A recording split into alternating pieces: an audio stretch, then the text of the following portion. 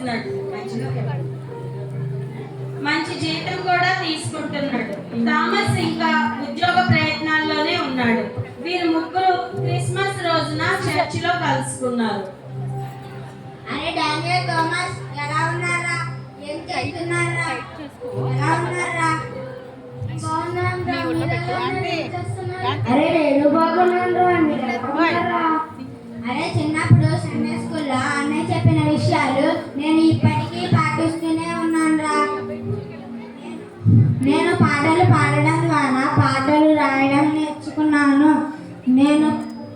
నేను వాక్యం చదవడం ద్వారా ఈరోజు వాక్యం బోధించగలుగుతున్నాను. రోజు ప్రార్థన చేయడం ద్వారా అనేకులను ప్రభు వైపు తిప్పగలుగుతున్నాను. నేను ఇన్స్ట్రుమెంట్స్ నేర్చుకోవడం ద్వారా మ్యూజిక్ కంపోజ్ చేయగలుగుతున్నాను. దేవుడు నాకు ఇచ్చిన 5 తలాంతులు రెట్టింపు చేసుకున్నాను. అదే నా చిన్నతనంలో పాకెట్ మనీ దాచుకుని ఇతరులకు సహాయం చేశాను. ఇప్పుడు అనేక సంఘాలు స్థాపించడంలో సహాయం చేస్తున్నాను.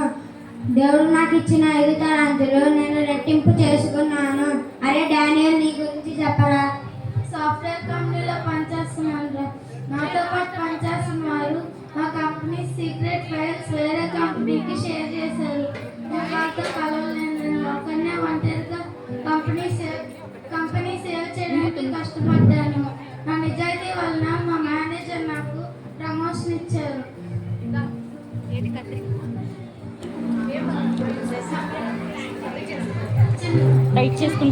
విషయం కూడా మీతో చెప్పాలి.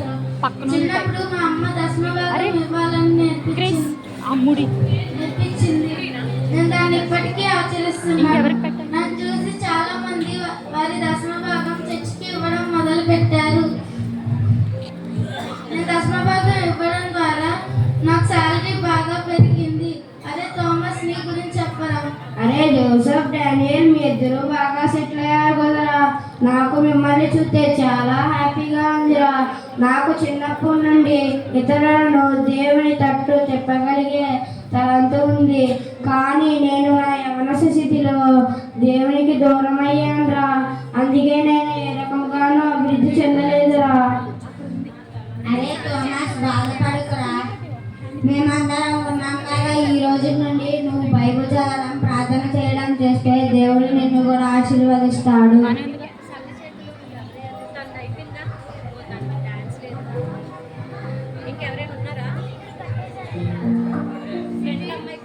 ఇప్పటి వరకు ఈ ముగ్గురు స్నేహితులు తమ జీవితాన్ని చూశారు.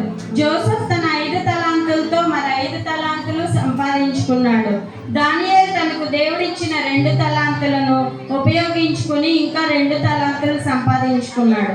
కానీ థామస్ తనకు దేవుడిచ్చిన తలాంతును ఉపయోగించుకోకపోవటం ద్వారా తన జీవితంలో సెటిల్ అవ్వలేకపోయాడు. మనం థామస్ లాగా ఉండకుండా దేవుడు మనకి ఇచ్చిన తలాంతులన్నింటినీ ఉపయోగించుకుని దేవుడికి మాదిరికరమైన జీవితం జీవించాలి. Thank you.